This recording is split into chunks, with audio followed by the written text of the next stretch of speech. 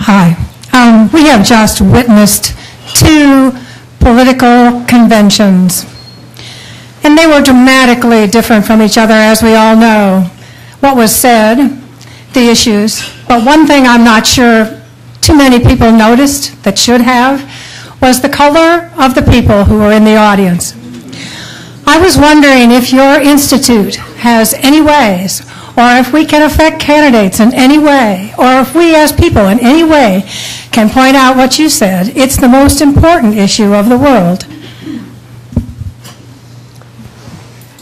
Well, like you, my sister, I have been as observant as I could be of what's going on in my country now. In fact, I'll tell you the truth, I'm obsessed with it. And if I can just make a connection between this sister's question and this sister's question, isn't one of the most amazing and grace-filled things about what's going on politically in our country is that young'uns are fired up. And if nothing else happens, if we can simply maintain the interest, the engagement, the involvement of young Americans in the political process, what a difference that would make. I'm particularly active in trying to make sure that folk register to vote. And I have a simple line. As I go out on Monday to 2 historically black college campuses, I'm going to Margot's alma mater, to Hampton, and I will be at Norfolk State, working with students who will then in turn go out to register folk to vote. And I'm sure they're not going to deliver the message that I would deliver if I were actually doing the canvassing, although I have been doing canvassing. But here's what I say. Do you remember Fannie Lou Hamer? If not, let me tell you about her. This child of sharecroppers who had dogs biting at her ankles, who had billy clubs from white policemen come across her head, and water hoses push her to the ground because she dared to insist that black folk had the American right to vote. It was Fannie Lou Hamer who said, "I'm sick and tired of being sick and tired." And so my point very simply is this. If you don't get up, go register, and then vote, I hope Fannie Lou Hamer's spirit comes down to haunt her.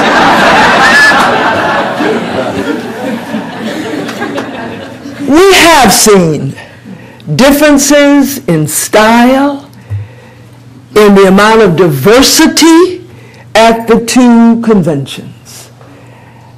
And all I can say is that this is a mighty long journey that we are on. And I just hope that when we see signs of improvement, that we don't over-celebrate.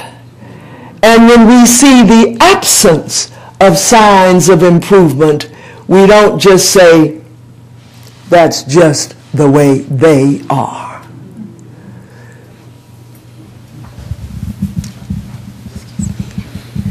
Dr. Cole, it's with great pleasure that I received your message today, and I thank my employer for allowing me to have this opportunity, which is the Federal Reserve Bank of Cleveland. You and I have crossed paths many times. The first time I heard you speak, I was one of them at a leadership institute at Georgia State University, and I'm actually an alum of Emory University. And when I received the who's who in American colleges and universities around 2000, 2001, you just left Spelman, and you awarded that award, and Africa's Children's Fund, the Carter Center, and so many other institutions we've crossed paths at. So it's with great honor that I receive you today again.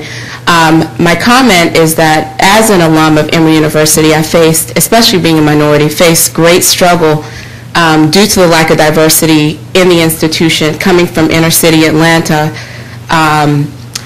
and being immersed in a, I would say, 85% or more white environment. Just about everything was a big challenge. And it made the struggle to earn a degree even greater a struggle. And you mentioned that the corporate institutions could teach the academic environment a lot.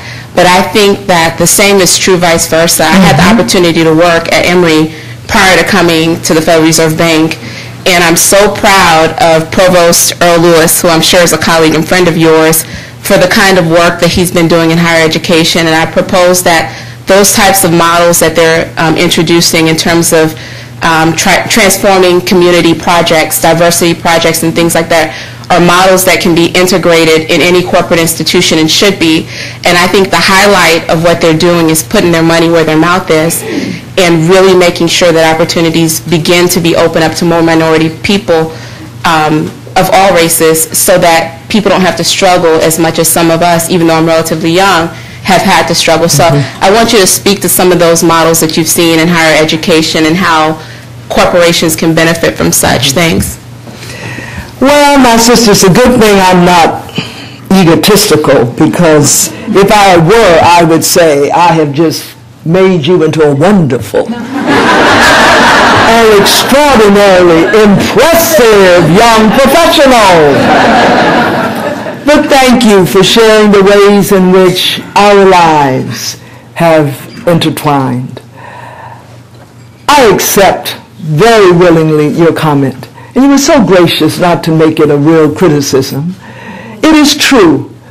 In fact, when we have almost anything that becomes reciprocal, when it goes both ways, then everybody benefits. There's much that the corporate world, that the foundation world, that any sector can learn from the academy. And the first thing, in my view, is to learn the importance of learning. You know, one of the things that I continue to do as I find myself so engaged in this election year is to keep learning about what elections have been like in our country in the past.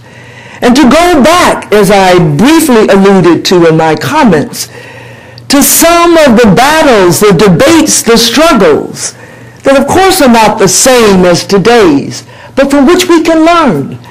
And I really urge us all to go back to those days of the suffragettes and the abolitionists, when it was, should women get vote, or should black people get vote, or who should get the vote? But yes, there are good, and I think in many ways reproducible models of diversity and inclusion in the academic world. And those that are successful, in my view, then allow us to produce fully educated women and men.